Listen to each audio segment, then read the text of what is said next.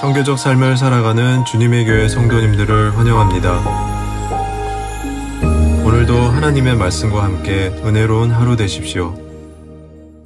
네, 5월 1일 매일 말씀 묵상입니다. 오늘 함께 보실 하나님의 말씀은 민수기 17장 8절부터 11절까지의 말씀입니다. 민수기 17장 8절부터 11절까지의 말씀입니다. 네, 제가 읽겠습니다. 이튿날 모세가 증거의 장막에 들어가 본즉 레위 집을 위하여 낸 아론의 지팡이에 움이 돋고 순이 나고 꽃이 피어서 살구 열매가 열렸더라.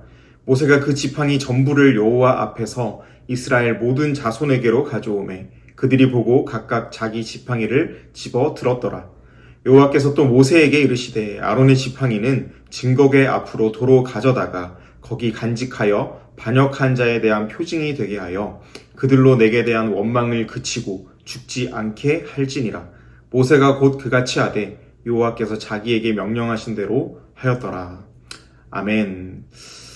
이스라엘 백성들은 앞서서 살펴본 이 민수기 16장의 말씀에서 반란을 일으켰습니다. 지난 며칠 동안 우리가 보았듯이 고라와 그 일당들이 이 아론의 제사장 권위에 도전하였습니다. 그리고 모든 백성들이 보는 앞에서 누가 하나님께 제사장으로 선택받았는지를 확인하는 시간이 있었습니다.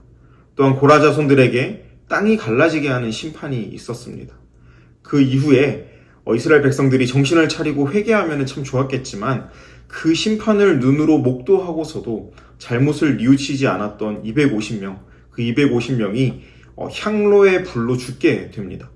그리고 그 상황 속에서도 뉘우치지 않던 이스라엘 백성들에게 하나님께서는 전염병을 보내시고 14,000명이 넘는 사람들이 죽게 되는 일이 있었습니다. 민수기 16장을 통해서 하나님께서는 누구를 택하셨고 또 누구를 통하여서 일하시는지에 대해서 다시 한번 보여주시게 됩니다. 하지만 이스라엘 백성들의 불평과 불만 그리고 동요하는 분위기는 잡히질 않았습니다. 여전히 그들 가운데 모세와 아론에 대한 불평이 있었고 또 불신이 있었고 하나님의 뜻을 잘 이해하지를 못합니다. 그래서 오늘 함께 읽은 이 17장의 말씀에서 하나님께서는 이 고라 일당의 반역을 심판하신 그 이후에 다시 공동체의 질서를 바로잡기 위해서 조치를 취하십니다. 먼저 2절 말씀에서 하나님께서는 모세를 통해서 각 지파의 지파장들이 지팡이를 들고 모이라라고 명령하십니다.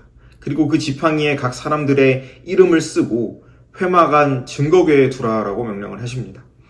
그리고 8절의 말씀을 제가 다시 한번 읽어보겠습니다. 이튿날 모세가 증거의 장막에 들어가 본즉 레위 집을 위하여 낸 아론의 지팡이에 움이 돋고 순이 나고 꽃이 피어서 살구 열매가 열렸더라. 아멘. 지팡이를 둔 다음 날 모세가 장막에 들어가 확인해 보니 아론의 지팡이에는 싹이 나고 또 꽃이 피어서 살구 열매가 열렸다라고 합니다. 한글 성경에는 살구 열매라고 번역이 되어 있지만 원래는 이 아몬드를 가리킵니다. 하룻밤 사이에 초자연적인 현상이 발생한 것이죠. 나무에서 순이 나고 꽃이 피고 또 아몬드 열매를 맺는 일이 하룻밤 사이에 일어나게 된 것입니다. 이런 초자연적인 현상을 통하여서 하나님이 택하신 사람이 바로 아론이었다라는 사실을 다시 한번 확인시키고 있는 것입니다. 오늘 말씀을 통하여서 가장 먼저 이 인간적인 억울함은 하나님이 풀어주신다라는 것을 생각해 보게 됩니다. 모세와 아론은 하나님이 세우신 리더였습니다. 하지만 이스라엘 백성들은 그 권위에 도전하였죠. 지난 며칠에 걸쳐서 살펴보았듯이 모세와 아론은 그 억울한 상황 속에서 자신들이 이미 가지고 있는 힘과 권력으로 이스라엘 백성들을 누르거나 압력을 행사하지 않았습니다. 오히려 하나님을 의지하고 하나님께 엎드립니다. 자신들의 저항하던 이 백성들이 하나님의 심판으로 죽게 되자 또한 전염병 가운데로 아론이 뛰어들어가서 심판을 맡기도 했습니다. 그렇게 하였을 때 하나님께서는 하나님의 방법으로 권위에 도전하였던 이스라엘 백성들을 심판하여 주시고 또 모세와 아론을 인정하시고 위로하여 주신 것입니다.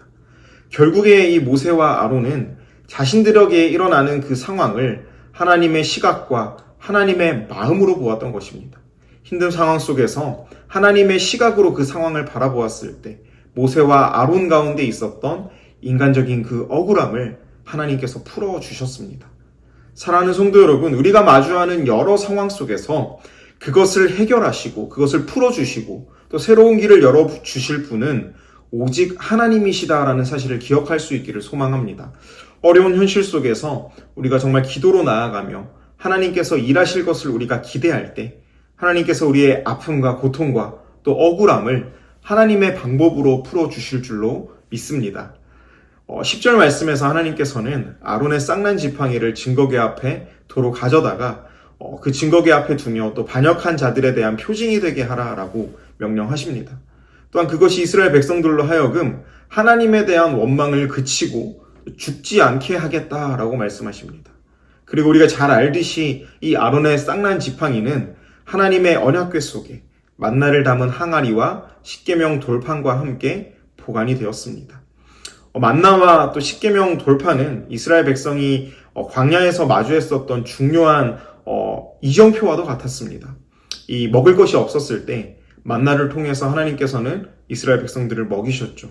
또한 시내산에서 이스라엘 백성들과 언약을 맺으시고 십계명을 주셨습니다. 그래서 십계명 돌판은 이스라엘 백성들에게 정체성을 상징하기도 했습니다. 그리고 이 둘만큼이나 아론의 쌍난 지팡이도 이스라엘 백성들에게 중요한 이정표였습니다. 앞으로 광야 여정을 마치고 또 가나안에 들어가서도 그들 가운데 하나님을 원망하고자 할 때, 또 하나님의 권위에 도전하게 될 때, 그 언약궤 속에 담긴 아론의 쌍난 지팡이를 보면서 우리 조상들을 이렇게 인도하셨지. 하나님이 우리의 조상들의 원망과 불평에 이렇게 반응하셨지라고 고백하면서 원망을 그치고 하나님께 순종하기를 원하셨던 것입니다. 사랑하는 성도 여러분, 우리도 하나님께서 주셨던 은혜, 하나님께서 우리 삶 속에 개입하셨던 그 은혜들을 신앙의 이정표로서 함께 기억할 수 있기를 바랍니다.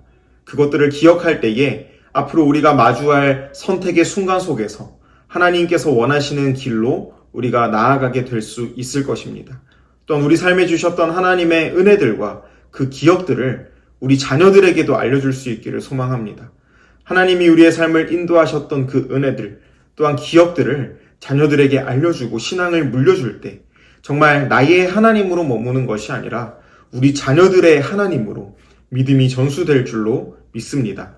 이제 말씀을 정리합니다. 오늘 말씀을 통해서 이 고라의 반란과 또 심판 그 이후에도 여전히 동요하고 또 모세와 아론의 리더십에 도전하였던 이스라엘 백성들에게 다시 한번 이 모세와 아론을 인정하여 주시는 그 하나님의 역사하심을 보았습니다. 살아가면서 우리 가운데 생기는 여러 관계적인 오해들, 억울함들을 하나님께 맡길 수 있기를 소망합니다. 그때 하나님께서 우리를 인정하여 주시고 하나님께서 우리를 위로하여 주실 줄로 믿습니다. 또한 오늘 말씀과 같이 우리 신앙의 이정표들, 하나님께서 우리와 함께 하시고 우리 가정과 함께 하셨던 그 놀라운 은혜들을 우리가 항상 기억하고 또 더 나아가서 우리 자녀들에게 알려주고 전수할 수 있기를 소망합니다. 이를 통하여 믿음의 가정을 세워나가시는 우리 주님의 교회 모든 성도님들 되시기를 소망합니다. 아멘. 기도하겠습니다. 하나님 아버지 감사합니다. 오늘 말씀을 통하여서 아론을 위로하여 주시는 하나님의 위로하심과 사랑을 보게 됩니다. 하나님, 우리도 이 땅을 살아가면서 정말 주님께서 주시는 위로와 또 주님께서 주시는 그 평안을 경험하며 살아갈 수 있게 하여 주시옵소서. 또한 우리 삶 가운데 역사하시는 그 하나님의 은혜를 우리가 날마다 기억하고 또 그것을 우리의 삶의 이정표로 삼고 또 우리 자녀들에게 그 은혜를 물려줄 수 있도록 주님 함께하여 주시옵소서. 이 모든 말씀 예수님 이름으로 기도합니다. 아멘. 주간 중보기도 제목, 목요일 기도 제목으로 함께 기도하겠습니다.